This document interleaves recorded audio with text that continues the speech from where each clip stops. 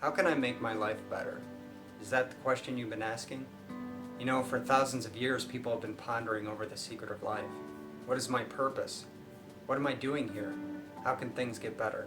And although people have written page after page trying to answer these questions, the reality is that the answer is very simple.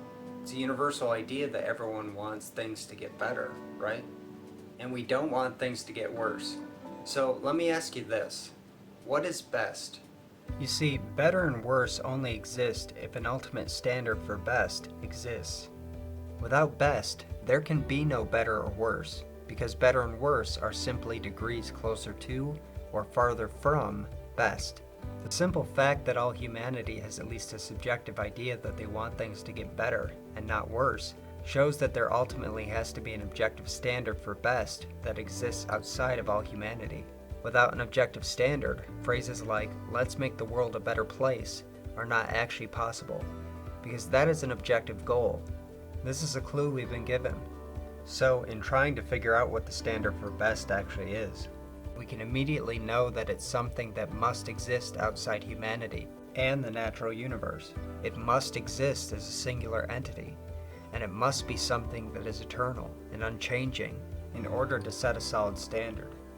Well, in taking all that in, there's really only one entity that fits that description, and the most recognizable name for that entity is God. So, here's the deal.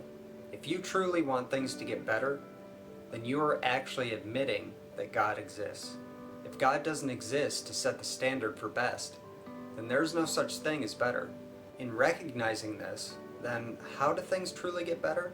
The answer is that things can only truly get better if you make seeking for what's best your top priority. This literally translates into seeking for God. Now, as unbelievable as it might seem, there's only one book in the entire world that over and over again hits this nail on the head.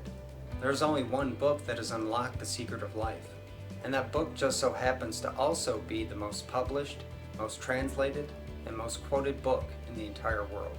And that book is the Bible.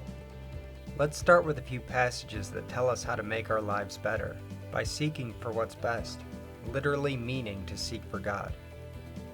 Seek the Lord and His strength, seek His face continually. The Lord looked down from heaven upon the children of men to see if there were any that did understand, and seek God. Seek the Lord and His strength, seek His face evermore. Seek the Lord while He may be found, call upon Him while He's near. The Lord is good unto them that wait for Him, to the soul that seeketh Him. But seek first the kingdom of God and His righteousness, and all these things shall be added unto you. But without faith it is impossible to please Him.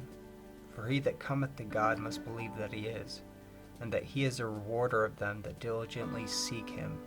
This last verse mentioned is an important one, because many people might believe that they are doing pretty good without seeking God. The problem, though, is as follows. If you don't first recognize the standard of good, which is God, then you are judging yourself based on your own standard. This is a very dangerous thing to do, because by doing this you are actually proclaiming that you are God.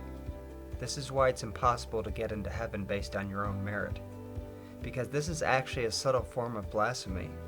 You don't get into heaven by saying that you are God your entire life. Only God can be the standard, and that standard is perfection. Even in knowing this, it's impossible for us to meet such a standard, and because of this, God had to incarnate on earth and meet His own standard for humanity to even have the chance to cross over that bridge. What we are to do to cross that bridge is to seek what's best, to seek God.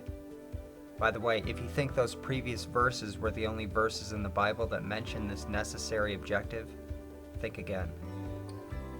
So the reality is that if you truly want to make your life better, if you want to truly make the lives of the people around you better, then you must seek God. You must seek His wisdom. You must read His word. And you must try to follow the example that He set when He was on earth. You need to do what you're called to do, because you are absolutely called to do something in this life. You have a purpose, and your purpose is to seek what's best. Your purpose is to seek the Lord and to do what He's called you to do. This is the truth. and the truth is what's best, which means that what's best is Jesus, because Jesus is the truth. And we need to remember that the way of the truth means life, and that we need to listen when the truth speaks.